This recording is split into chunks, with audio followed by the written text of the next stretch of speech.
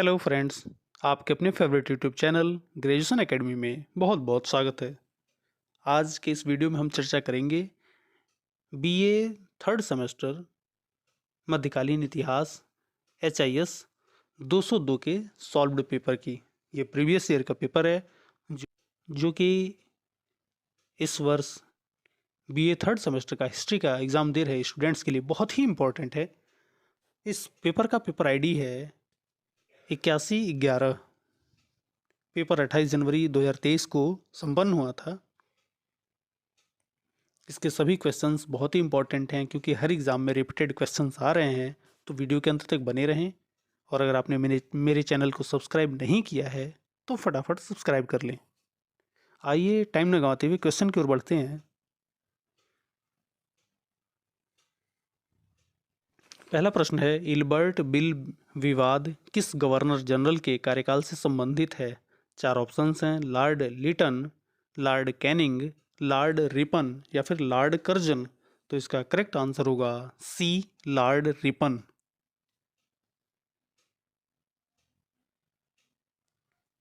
अगला प्रश्न है, रेलवे बोर्ड का गठन कब किया गया? चार ऑप्शंस हैं, 1900, 1902, 1903 या फिर 1905। तो इसका करेक्ट आंसर होगा डी, 1905। नेक्स्ट क्वेश्चन है, कर्जन द्वारा गठित रेल आयोग के अध्यक्ष थे? चार ऑप्शंस हैं, Thomas Robertson, Andrew Fraser, Richard stretchy या फिर एंटनी मैकडॉनल। तो इसका करेक्ट आंसर होगा ए, थॉमस रॉबर्टसन। कर्जन ने रेल आयोग का गठन कब किया था? चार ऑप्शंस हैं, 1900, 1901, 1902 या फिर 1904। तो इसका करेक्ट आंसर हो जाएगा बी, 1901।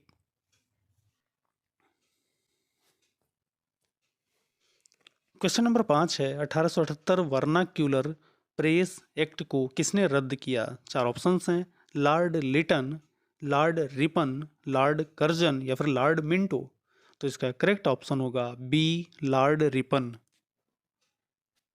जितने भी आंसर्स हैं 100% एक्यूरेसी के साथ तैयार किया गया है, तो बेहद सावधानी के साथ पढ़ें क्योंकि एग्जाम में आने ही आने हैं इनमें से। आइए अगला प्रश्न देखते हैं। नवीन प्रत्याभूति व्यवस्था में कितने प्रतिशत ब्याज की गारंटी दी गई थी? चार ऑप्शंस हैं, 2.5%, 3%, 3.5% या फिर 4%। तो इसका करेक्ट आंसर होगा सी, 3.5%। इस क्वेश्चन का आंसर हमने ढूंढने का प्रयास किया था तो बार बार 5% आ रहा था। तो अगर आपको कहीं से मिलता है तो ज़रूर कमेंट बॉक्स में कमेंट जरूर करें। अगला प्रश्न है, पुरानी प्रत्याभूति व्यवस्था में कितने प्रतिशत ब्याज की गारंटी दी गई थी? चार ऑप्शंस हैं, 4%, 5%, 3% या फिर 5.5%। तो इसका करेक्ट आंसर होगा बी, 5%।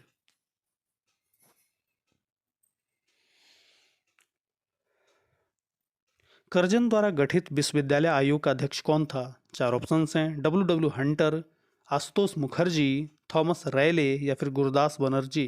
तो इसका करेक्ट आंसर होगा सी, थॉमस रैले। अगला प्रश्न है, भारत में सर्वप्रथम रेल सेवा किस कंपनी ने प्रारंभ किया? चार ऑप्शंस हैं, ऑप्शन ए है great Indian peninsula railway, option B है Avadh Tirhut railway, option C है ईस्टर्न रेलवे और ऑप्शन डी है मद्रास रेलवे। तो इसका करेक्ट आंसर होगा डी, मद्रास रेलवे। प्रश्न संख्या 10 है, हंटर शिक्षा आयोग का गठन किसके समय किया गया था? चार ऑप्शंस हैं, Lord Mayo, Lord Lytton, Lord Ripon या फिर लॉर्ड मिंटो। तो इसका करेक्ट आंसर होगा सी, लॉर्ड रिपन। द्वितीय कारखाना अधिनियम कब लागू हुआ? चार ऑप्शंस हैं, 1890, 1891, 1892 या फिर 1893। तो इसका करेक्ट आंसर होगा बी, 1891। अगला प्रश्न है, भारत सरकार अधिनियम 1919 को और किस नाम से जाना जाता है? चार ऑप्शंस हैं, ऑप्शन ए है मेंटे मार्लो सुधार, ऑप्शन बी है रेगुलेटिंग एक्ट, ऑप्शन सी है पिट्स इंडिया एक्ट और ऑप्शन डी है मॉन्टेग्यू चेम्सफोर्ड सुधार। तो इसका करेक्ट आंसर होगा डी, मॉन्टेग्यू चेम्सफोर्ड सुधार।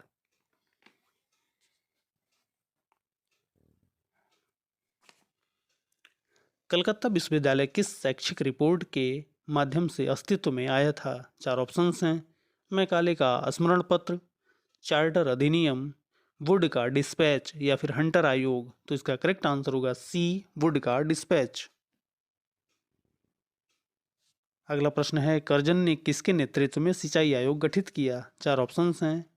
मॉनक्रिफ, स्ट्रेची, मैकडोनाल्ड या फिर लॉयल। तो इसका करेक्ट आंसर होगा ए, मॉनक्रिफ।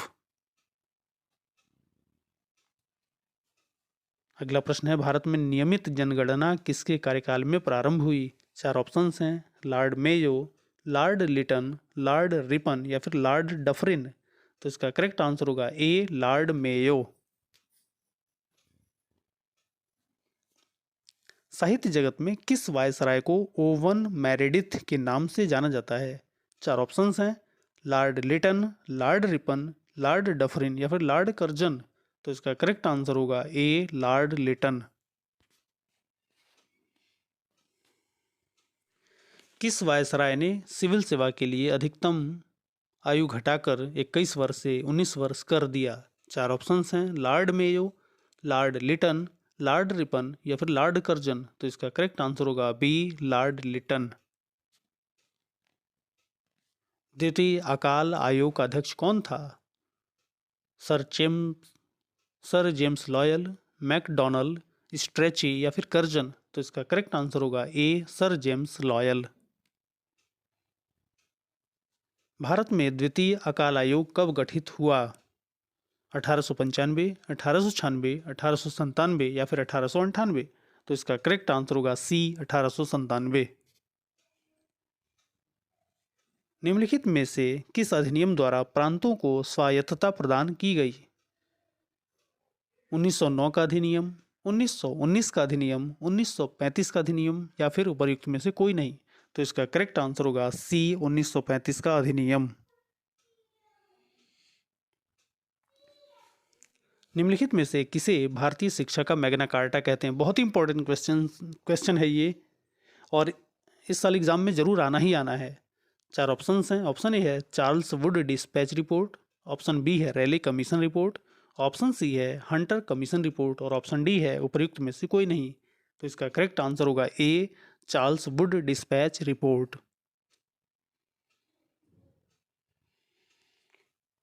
क्वेश्चन नंबर 22 है, जम्मू कश्मीर का भारत में विलय कब हुआ?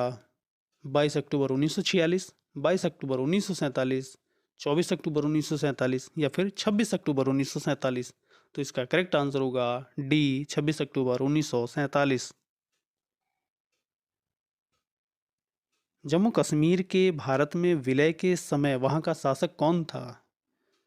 महाराजा हरी सिंह, शेख अब्दुल्ला, गुलाब सिंह या फिर इनमें से कोई नहीं। तो इसका करेक्ट आंसर होगा ए, महाराजा हरी सिंह। हैदराबाद का भारत में विलय कब हुआ? नवंबर 1948, नवंबर 1947, अक्टूबर 1949 या फिर दिसंबर 1949। तो इसका करेक्ट आंसर होगा ए, नवंबर 1948। निम्नलिखित में से किसे भारत का बिस्मार्क कहा जाता है? ये भी बहुत ही इंपॉर्टेंट क्वेश्चन है और एग्जाम में जरूर आएगा, याद रखें। जवाहरलाल नेहरू, महात्मा गांधी, सरदार पटेल या फिर उपर्युक्त में से कोई नहीं। तो इसका करेक्ट आंसर होगा सी, पर सरदार पटेल। 1909 के भारतीय परिषद अधिनियम के लागू होने के समय भारत सचिव कौन था? 4 ऑप्शंस हैं। लॉर्ड मिंटो, लॉर्ड मार्ले, लॉर्ड मॉन्टेग्यू या फिर लॉर्ड चेम्सफोर्ड। तो इसका करेक्ट आंसर होगा बी, लॉर्ड मार्ले। कर्जन ने पुलिस सुधार हेतु किसकी अध्यक्षता में आयोग गठित किया?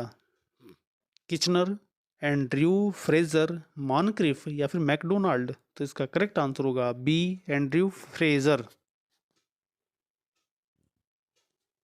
वर्नाकुलर प्रेस एक्ट को कब रद्द किया गया? 4 ऑप्शंस हैं। 1881 ईस्वी, 1882 ईस्वी, 1883 ईस्वी या फिर 1884 ईस्वी।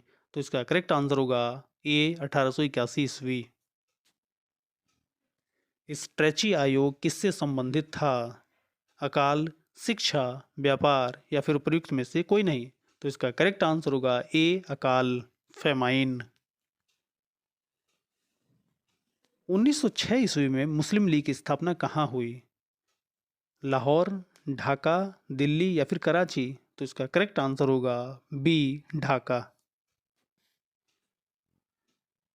ये भी बहुत इंपॉर्टेंट क्वेश्चन है। मुस्लिम लीग का पहला अध्यक्ष कौन था? चार ऑप्शंस हैं, सर सैयद अहमद खां, नवाब सलीमुल्लाह खां, M.A. जिन्ना या फिर आगा खां? तो इसका करेक्ट आंसर होगा डी, आगा खान।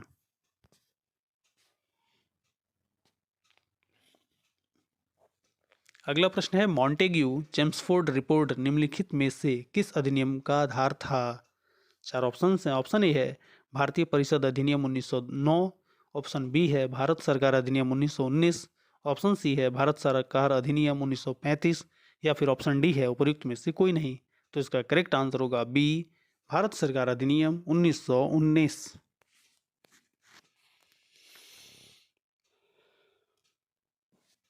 मॉन्टेग्यू चेम्सफोर्ड प्रस्ताव किससे संबंधित था? चार ऑप्शंस हैं, शैक्षिक सुधार, सामाजिक सुधार, सैन्य सुधार या फिर संवैधानिक सुधार? तो इसका करेक्ट आंसर है डी, संवैधानिक सुधार। लॉर्ड मैकाले निम्नलिखित में से किससे संबंधित था? अंग्रेजी शिक्षा, अस्थाई बंदोबस्त, सिंचाई या फिर सैन्य सुधार? तो इसका करेक्ट आंसर होगा ए, अंग्रेजी शिक्षा। ये भी बहुत इंपॉर्टेंट क्वेश्चन है। राष्ट्रीय शिक्षा परिषद की स्थापना कब की गई? 1904, 1906, 1907 या फिर 1908? तो इसका करेक्ट आंसर है बी, 1906।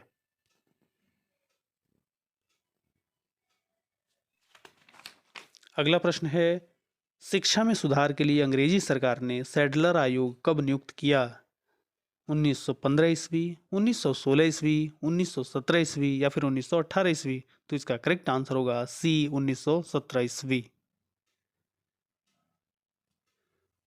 भारत में अंग्रेजी शिक्षा किसके कार्यकाल में प्रारंभ हुई? चार ऑप्शंस हैं, Lord William Bentinck, Lord Minto, Lord Dalhousie या फिर वॉरेन हेस्टिंग्स? तो इसका करेक्ट आंसर होगा ए, लॉर्ड विलियम बेंटिक। मिंटे मार्लो विधेयक किस वर्ष पास हुआ? चार ऑप्शंस हैं, 1906, 1907, 1908 या फिर 1909? तो इसका करेक्ट आंसर होगा डी, 1909। अगला प्रश्न है, निम्नलिखित में से कौन भारतीय परिषद अधिनियम 1909 की एक प्रमुख विशेषता थी? चार ऑप्शंस हैं, द्वैध शासन, सांप्रदायिक प्रतिनिधित्व, प्रांतीय स्वायत्तता या फिर संघ? तो इसका करेक्ट आंसर होगा बी, सांप्रदायिक प्रतिनिधित्व।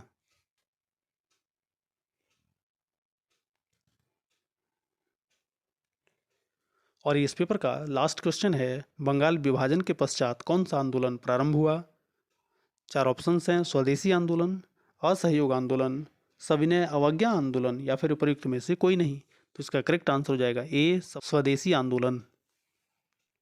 सभी क्वेश्चंस के आंसर बड़ी सावधानीपूर्वक तैयार किए गए हैं, लेकिन मानवीय त्रुटियां हो सकती हैं। ऐसे ही अपडेट्स के लिए कृपया मेरे चैनल से जुड़े रहें, और अगर आपने अभी तक चैनल को सब्सक्राइब नहीं किया है तो सब्सक्राइब जरूर कर लें। वीडियो पसंद आए तो लाइक और शेयर जरूर करें। धन्यवाद।